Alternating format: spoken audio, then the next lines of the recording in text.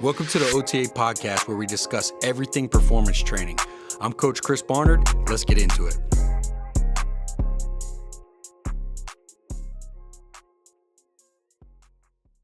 Yo, what's going on, guys? Welcome to the OTA podcast. I'm your host, Coach Chris Barnard. And for today's topic, what I wanted to be able to discuss on this is strength programming for athletes. This is a follow-up to what we did previously on speed. One thing I noticed is as we continue to get exposed to new ideas and new trails, and we're all connected on social media, I can't help but think about the level of complexity that we've created around developing athletes. And, there's just so much information out there.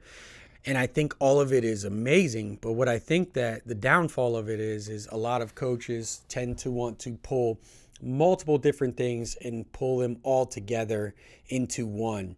And like the saying goes, if you have too many chefs in a kitchen and you have too many different modalities, it just ends up messing up the recipe. If I'm trying to do so many different ways to develop strength, and I'm trying to do conjugate over here and block over here, and I'm trying to blend all these because coaches can get a little bit of FOMO. They see all these drills and these different modalities and they feel like they need to put them in.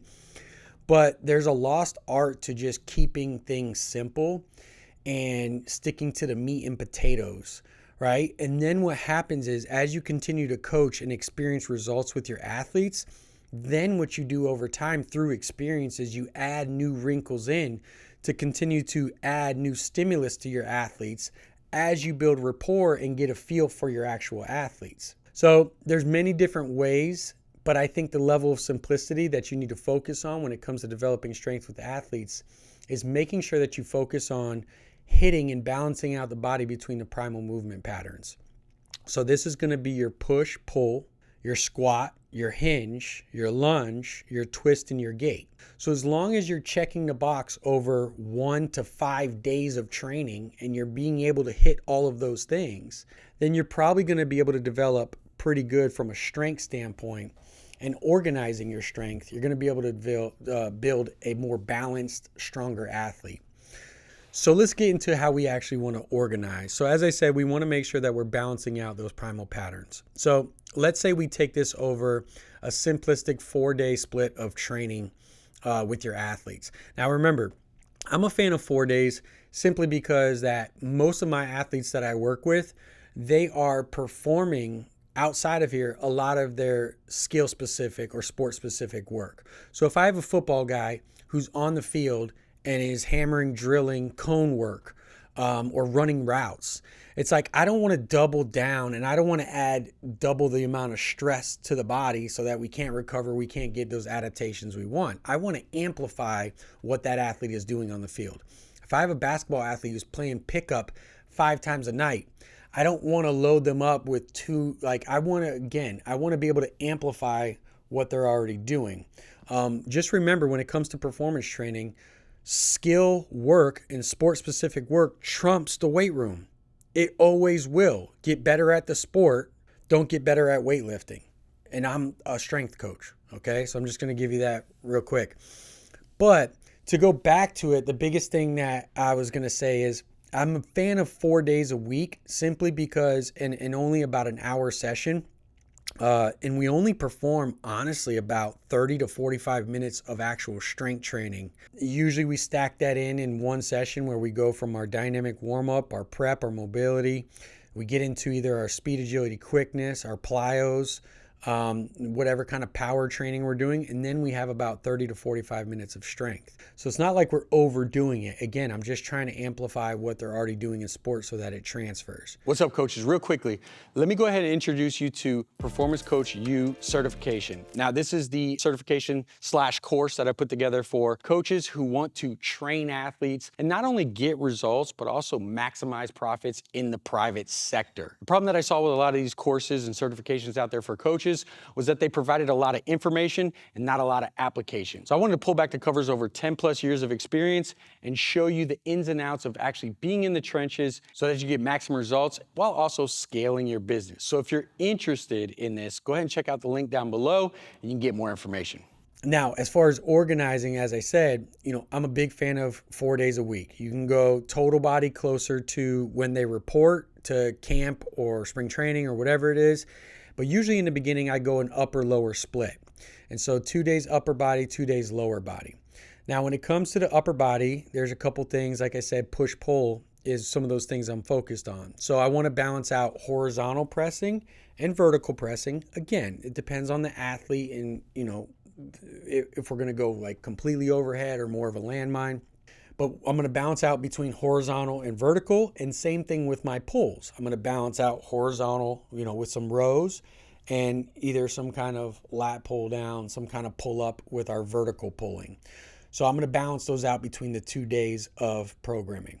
After that, what I'm going to do is usually do some kind of secondary pull and push. And then from there, we're going to start breaking down to more single joint isolated movements. So I might do some shoulder work, and usually when it comes to shoulder work, I'm really going to focus on the lateral and rear raises. Reason being is because, with the lateral and especially the rear, I'm working more of the antagonist and opening up that athlete to be able to restore balance to the body. Most athletes, from my experience, is just going to push a lot more than they pull.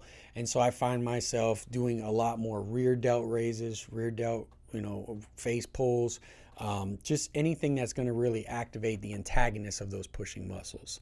From there, I usually balance out between an arm extension and arm flexion. And this is just a fancy way of saying bicep and tricep movements.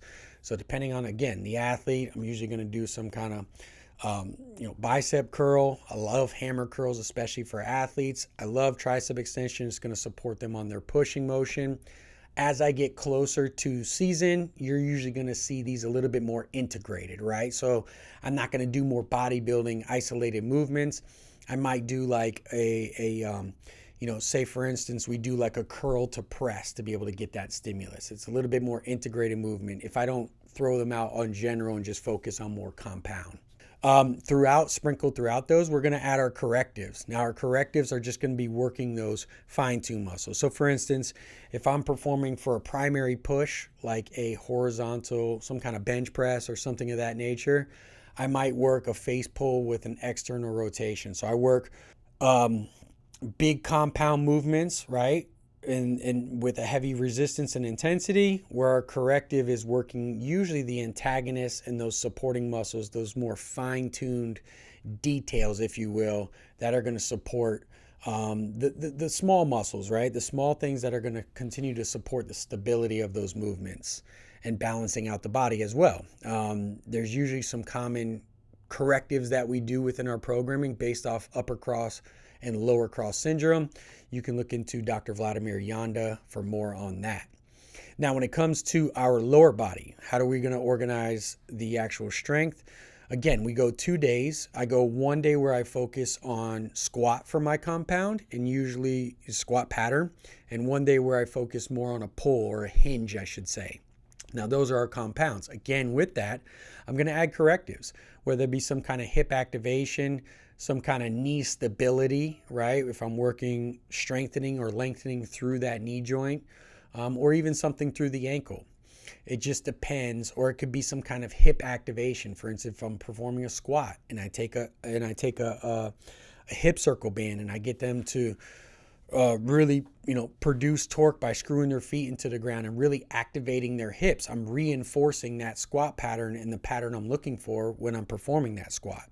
After that, I usually follow our compound up with a unilateral movement. Now, I'm a big fan of this, and I even put this closer to the in-season, closer when we start approaching season. Our main strength lift is usually single leg, but it's usually our supplemental after both days, after our compound on both days in the beginning, especially with our youth and younger athletes, because we're just trying to maximize absolute strength at that point.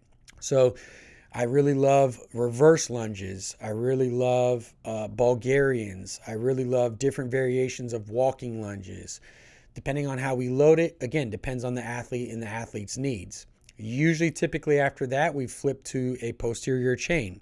So we could do a supplemental kind of hinge, like an RDL, or some variation of a good morning or single leg RDL. There's plenty of different variations there. We can even get more dynamic with it, like a kettlebell swing. And then usually we finish off with a posterior chain single joint isolated, whether that be through the glute, where we're really focused on loading the glute specifically, or the hamstring. So usually I put a Nordic hamstring throughout a program without. It's just something that I feel like is a prerequisite that they should be working on through the entire off season to be able to get the hamstring strong. And then usually maybe I might add some level of lower limb. So it might be some kind of dorsiflexion, plantar flexion, and we're adding some kind of resistance to those movements to make sure we're balancing out the lower limb. On the hinge day, it's no different. All I do is that's more of a trap bar deadlift or some kind of deadlift variation. And again, unilateral, then usually some kind of posterior chain. Again, the only difference is on that day, I don't want to overload and compromise the athlete. For instance, if they're pulling with like a trap bar deadlift, my supplemental movement isn't going to be like an extremely heavy barbell RDL. I might do something a little bit different. Or what I'll usually do, and again, depending on the athlete, most athletes are going to do a frontal plane movement. This is we're going to do something lateral where we load it, or something multi-directional. Again, and all we do is increase the complexity by getting a little bit more dynamic, a little bit more integrated as we get closer to the season. And that's it. And then we finish out most of our sessions with a trunk, and I'm making sure I touch on all those things, whether that be flexion, extension, lateral flexion, or anti of any of those movements to create stability within the torso. So there you have it as far as strength organization. As long as you're checking those boxes, I feel like you're increasing intensity, and you don't necessarily, you can each block increase the complexity of the movement just a tad bit. For instance, if I'm performing a horizontal push, maybe my next one is adding an eccentric or an isometric pause. Or maybe potentially it's performing a Larson where we kick our feet up and we don't have that leg drive. Or maybe we're increasing the intensity by adding a block so that they can go a little bit heavier. There's a million different ways that you can slice it. The biggest thing is start with your meat and potatoes. Make sure that you're covering the basics of balance throughout your programming of how you organize it. And as long as those boxes are checked, then from there, each week you can continue to increase the intensity of the load, the volume, or the complexity of movement. But the biggest thing is to keep it simple, not try to overthink, and not try to feel like you have to add too much and add so many different modalities, because your athletes are going to get stronger, especially if they have the in season and they're not training at that intensities. As long as you're touching those boxes, or checking those boxes, I should say, and that you're continuing to make sure that you increase them overall and touching those intensities above 90% and building to that, you're going to notice that your athletes are going to continue to increase their absolute strength. I know it's a little bit long-winded because there's a lot to kind of purge on there, but I hope that helps as far as organizing your strength, and I'll talk to you guys next time.